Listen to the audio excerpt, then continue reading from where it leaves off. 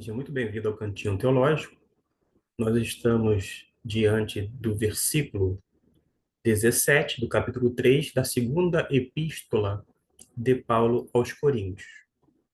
Eu trago esse versículo porque eu ouvi muitas vezes sendo utilizado no intuito de fazer com que houvesse, entre aspas, liberdade na hora do culto. Este versículo era aplicado indevidamente para tentar legitimar um culto desregrado, isto é, sem regras. E nós sabemos perfeitamente que o culto precisa ser feito com ordem e decência. Mas, ainda assim, alguns evocavam este versículo e diziam: ora, o Senhor é Espírito, e onde está o Espírito do Senhor, aí a liberdade.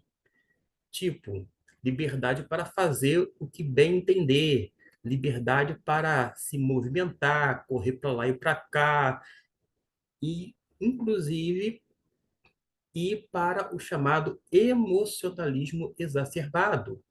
Ora, a gente sabe perfeitamente que o Espírito Santo é um espírito ordeiro, é um espírito que nos deu poder não apenas para ser testemunhas de Jesus, mas também nos deu a capacidade de agir com moderação, ou seja, com equilíbrio. Agora, será que realmente o versículo 17, segundo estes, tem alguma coisa a ver com a liturgia do culto? Dito de outra maneira, será que este versículo dá uma certa legitimação para fazer as coisas segundo o nosso próprio capricho, segundo o nosso bel prazer? Será que é isto que dá base para alguns? E se não dá base, qual é o sentido deste versículo? Naturalmente, a gente precisa recorrer ao contexto. Não farei a leitura novamente do versículo 17, já foi feita, mas a gente precisa salientar a importância de voltar para o contexto. E vamos voltar aqui no versículo de número 7 do mesmo capítulo. E se o ministério da morte, gravado com letras em pedras, veio em glória, de maneira que os filhos de Israel não podiam fitar os olhos na face de Moisés por causa da glória do seu rosto, a qual era transitória. Note bem, a face de Moisés, na época, teve um determinado momento que ficou, entre aspas, gloriosa. Acontece que Paulo diz que era a glória de Deus no rosto de Moisés transitória, ou seja, temporária. Tanto é que depois a glória de Deus foi embora. E o que Moisés fez, segundo o próprio apóstolo Paulo? Ele começou a utilizar um véu para que as pessoas não percebessem que a glória divina já tinha ido embora, desvanecesse, já tinha desvanecido. É o que nos diz na sequência, versículo 8. Como não será, ele faz um contraste, como não será de maior glória o ministério do Espírito? Paulo está contrastando a glória do Espírito com a glória na ocasião com Moisés. Lembrando que a glória do Espírito é muito superior, é bem maior, porque não é transitória, como foi na vida de Moisés. Ele prossegue no versículo 9. Porque se o ministério da condenação foi glorioso, muito mais excederá em glória o ministério da justiça. E ele vai apresentar o motivo. Porque também o que foi glorificado nesta parte não foi glorificado por causa desta excelente glória. Porque se o que era transitório foi para a glória, muito mais é em glória o que permanece. Tendo, pois, tal esperança, usamos de muita ousadia no falar, e não somos como Moisés, que punha um véu sobre a face para que os filhos de Israel não olhassem firmemente para o fim daquilo que era transitório. Note que há elementos transitórios, não apenas aqui, nesse exemplo, mas há vários elementos transitórios no Antigo Testamento e há elementos permanentes em um Novo Testamento. Da mesma forma, existem alguns elementos que são transitórios no Novo Testamento, outros permanentes.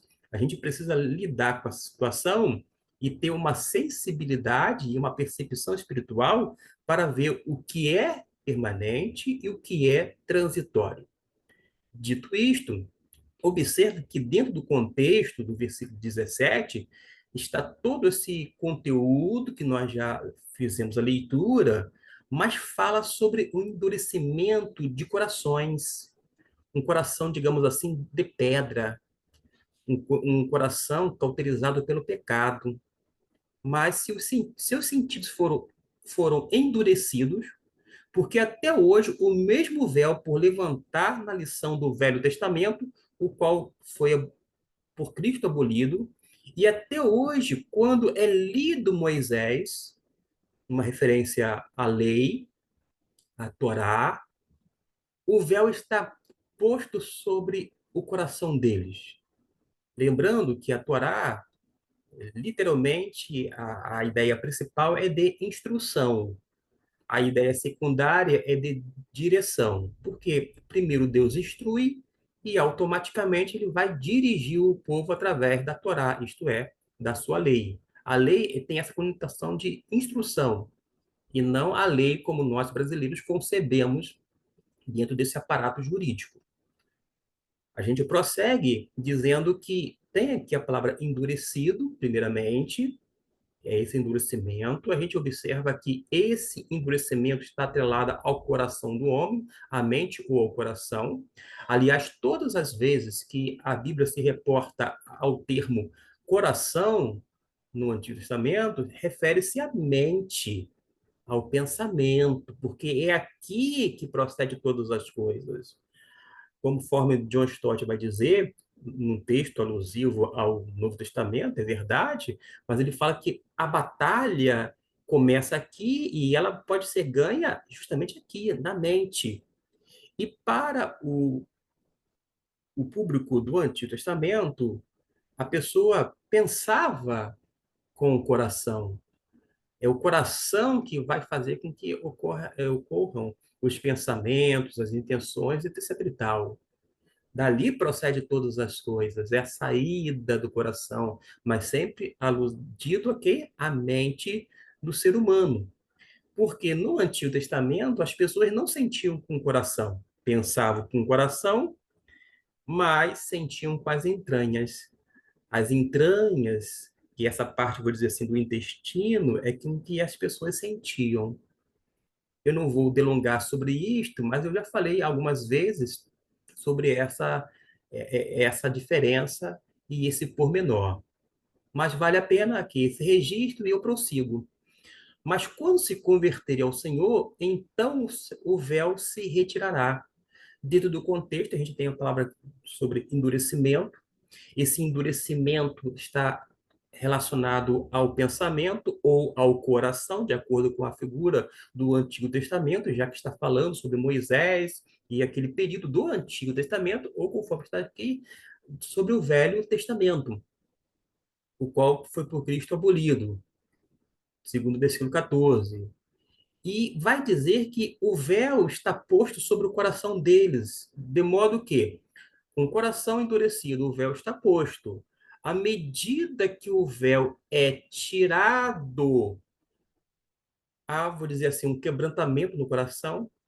Numa linguagem bíblica, aquele coração de pedra, endurecido pelo pecado, ele se torna um coração de carne, e como coração de carne, ele começa a bater intensamente, pulsar, pulsar, pulsar, e vai evidenciar a vida que está naquele indivíduo, que outrora tinha um coração de pedra, isto é, endurecido, e agora tem um coração de carne, um coração que está inclinado para as coisas do Espírito Santo de Deus, um coração que está voltado para fazer a vontade do Senhor.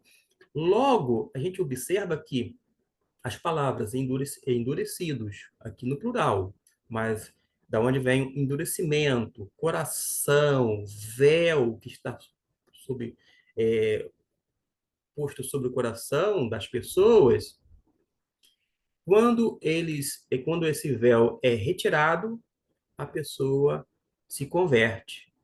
Não é isto que nos diz o versículo 16? Mas quando se converterem ao Senhor, o que ocorre? Naturalmente, aquele coração de pedra passa a ser um coração de carne. Mas, quando se converte, segundo o texto, o véu será retirado, porque diz aqui, então o véu se tirará. E é dentro desse contexto de conversão, onde mostra que o véu é retirado dos corações das pessoas e que elas passam a enxergar e ela obtém a liberdade. Aliás, em um Novo Testamento, a gente sabe perfeitamente que quando a gente conhece a verdade, verdadeiramente nós somos livres. Livres em quem? Em Cristo Jesus. A liberdade perfeita ocorre quando a gente acata o senhorio de Cristo Jesus. Quando a gente se torna escravo de Jesus, aí reside na verdadeira liberdade. Porque enquanto nós não aceitamos a Cristo Jesus como Senhor e Salvador da nossa vida, a gente fica sendo escravo do pecado. E é morte, é uma prisão espiritual, é uma situação muito ruim, deplorável, deplorável. E a gente vai observar agora sim, com todas essas informações, que faz parte do contexto, de que, ora, o Senhor é Espírito, e onde está o Espírito do Senhor, aí há liberdade. Será que faz sentido o que eu mencionei agora há pouco, fazendo a leitura dos versículos anteriores? Veja agora o contexto também imediato, versículo 18.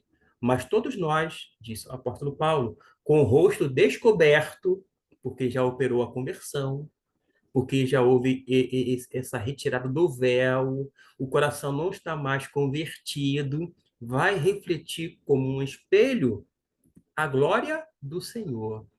E ele continua: somos transformados de glória em glória na mesma imagem, como pelo Espírito do Senhor. Logo, versículo 17 está fazendo referência no seu contexto direto e imediato ao ato de conversão, onde o véu é descortinado, o coração deixa de ser petrificado, passa a ser feito nele uma atuação tão grandiosa que opera nele um transplante de coração. Ele deixa de ter um coração de pedra e passa a ter um coração de carne, que vai pulsando e que tem a sua inclinação para as coisas do Espírito. Aí sim, a liberdade. Por isso, tentar utilizar esse versículo como se fosse uma liberdade para fazer o culto, da forma como nós achamos que deva ser feito, incorre em um erro grosseiro. E por isso que eu quero sempre trazer alguns versículos, não simplesmente para dizer assim, está errado. Eu não tenho satisfação em dizer assim, olha, fulano de tal está errado, Beltrano também errou. Até porque eu também cometo erros de interpretação. Vez ou outra, eu preciso voltar ao texto e aprender com o próprio texto, aos pés da cruz, sob a orientação do Espírito Santo. Mas acontece que a gente não pode, em hipótese alguma, ver um erro e ficar calado, se omitir. E dentro desse cantinho de reflexão teológica, eu aproveito a oportunidade não apenas para apontar um erro, para mostrar também e, sobretudo, o que o texto diz. Porque cá entre nós, o mais importante para mim não é o que os outros dizem, falam a respeito do versículo 17 do capítulo 3, mas é o que realmente está escrito. E isto eu faço esse compartilhamento com você, meu prezado irmão, minha prezada irmã, meu amigo, minha amiga, que tem me acompanhado nesse cantinho teológico. Lembrando que esse cantinho teológico não é, em hipótese alguma, um local de debate, de discussão. Vocês sabem disto. Basta ver a forma como eu lido. Tampouco eu vou na internet, pego algo para reagir e tentar lacrar aqui. Até por causa de quê? O Cantinho Teológico já ultrapassou 1.000 inscritos, já tem as horas satisfeitas, atendidas pela plataforma do YouTube, mas ainda assim, eu optei em não monetizá-lo. Ou seja, o meu prazer realmente é conversar com você, tentar ajudar de alguma forma ou de outra e não ganhar dinheiro. Aliás, eu já tenho a minha renda, no tocante à questão do orçamento familiar, não tenho nenhuma necessidade de ganhar dinheiro, quer com algum curso, quer com uma pregação, quer com um estudo, quer com uma elucidação de um texto, isto quando tenho êxito. Pelo contrário, o meu objetivo é fazer o que eu gosto. E o que eu gosto é falar sobre esses assuntos. Às vezes eu bato na mesma tecla. Alguém pode ter percebido isto. É mesmo. Mas é porque eu faço com prazer. Eu não faço seguindo um público assim, eu quero lacrar, eu quero ter muitas visualizações e por isso eu vou fazer um vídeo. Pelo contrário, eu faço porque eu gosto. Eu faço porque eu sei que, vez ou outra, alguém vai se deparar com este canal e vai perceber que tem alguém, no caso Gustavo Luiz, este que vos fala, que pensa diferente de outras pessoas, e quando não pensa, e a pessoa a qual está me assistindo tem o mesmo pensamento. E ainda que tenha um pensamento diferente, ela não vai aqui começar a levantar a mãozinha e dizer discordo, discordo, nada disso. E ela tão pouco precisa argumentar comigo. Ela simplesmente ela pode desligar o vídeo e ir para outro canal, mas se ela permanecer aqui, continuará sendo bem-vinda, porque aqui é um lugar de reflexão, não um lugar de debate, não um lugar para ter inúmeras visualizações. Meu objetivo também, no Cantinho Teológico, é deixar isso como um registro, porque eu, particularmente, utilizo essa plataforma para deixar dezenas e centenas de vídeos para quem sabe lá na frente alguém olhar para trás e falar: olha, tem alguém aqui que seguia não a favor da maré, mas contra a maré. E quem saiba lá na frente essas tais pessoas venham ao menos me escutar, ver os argumentos apresentados e cá entre nós, quem sabe desejar conhecer as línguas originais, o hebraico e o grego, para que possam ver com seus próprios olhos o que realmente a palavra de Deus diz. Porque, lamentavelmente, muitas pessoas se dizem interessadas pelas palavras, mas leem mais livros sobre a palavra do que a própria palavra.